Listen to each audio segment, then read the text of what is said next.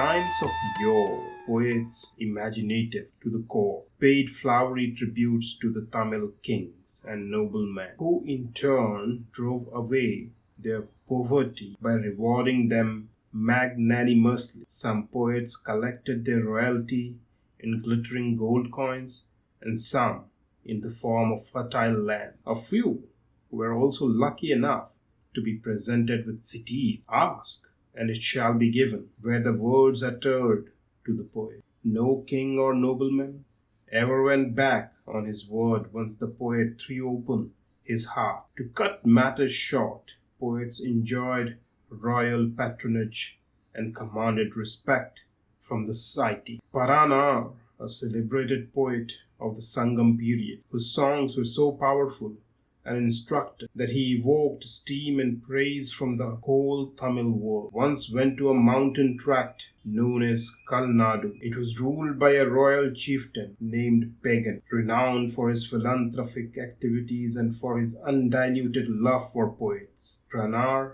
who came with great expectations, found to his dismay that Pegan was not in his place. No guard or courtier opened his mouth to speak of his whereabouts. What if Pegan is not there? Let me sing of the glory that is his.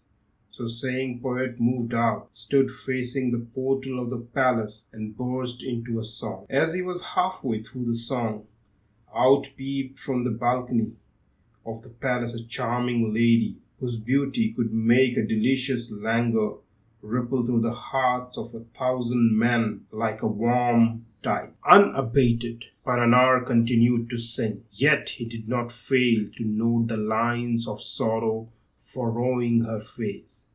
As soon as the song was over, the woman burst into tears.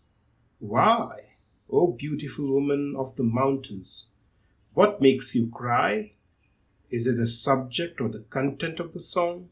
Or is it the song itself? Asked Paranar. The lady gave commands. Paranar was ushered into the queen's chamber. The charming lady Kanakki, who was the queen herself, sobbed out the whole sad story and added, I have laid my heart bare to you because you belong to the privileged class of people, the poets. I have a lot of faith in the poets, whose powerful tongues can lacerate the unruly and put them on the right track. Please help me. Paranar consoled Kanakki, and before leaving the palace he vowed, if I come back, it will be with your husband. If I fail, let my heart refuse to beat. A few hours of journey on foot brought Paranar to Nellore, a temple city infested with dancing girls and harlots. On inquiry, he found the house that had entrapped Pegan. He stood at its entrance and repeated a song he had sung at the palace. The door opened. Pegan made his appearance. With his disheveled hair and crumpled clothes, he looked more like a rogue than a ruler. His eyes were bloodshot with lust. Come on in, O poet, he said. Calling me into a house of ill fame, Paranar said in a mocking tone. Pegan looked troubled and downcast. By the way, continued the poet, am I speaking to Pegan, who out of sympathy had parted with his costly shawl to save dying peacock from bitter cold? Pegan nodded his head in assent. No, I doubt it, said the poet. You can't be the Pegan. The Pegan I've heard of cannot tolerate the suffering of even a feathered creature. But you have left your beautiful wife to die in sorrow, while you find pleasure in living with women of easy virtue. How could you ever be Pegan? As the sense of shame gripped his throat, Pegan found it difficult to articulate even a sound. All those who have heard of you speak highly of you. Perhaps no one has heard of you as a philanderer. Cursed be the poet in me who sang in praise of you. Pegan mustered courage, cleared his throat, and said, Your words, my dear poet, jab my heart like a sharp awl. I am the same pagan, your good friend. Do not doubt it. Thank you for the song. Now, what you would like to have as the reward? Reward? And that too from a man who is cloistered in a house of ill fame? No.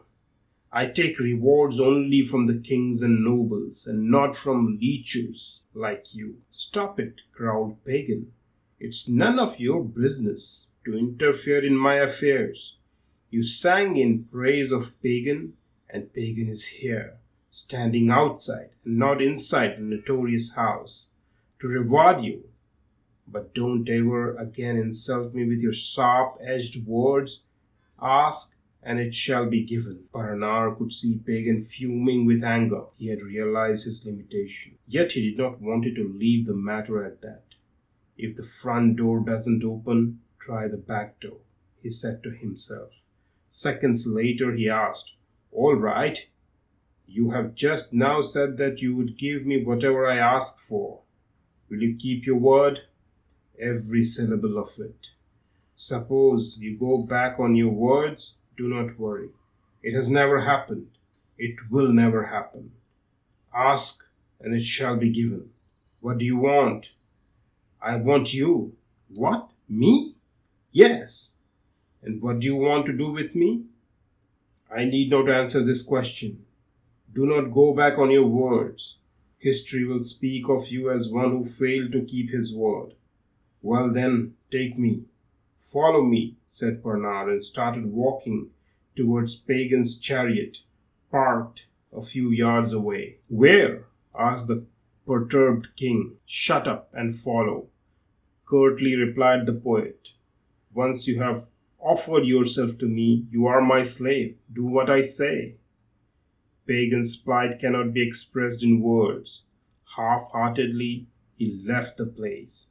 The horses, craving to go back home, developed wings on their hooves and reached the palace in no time.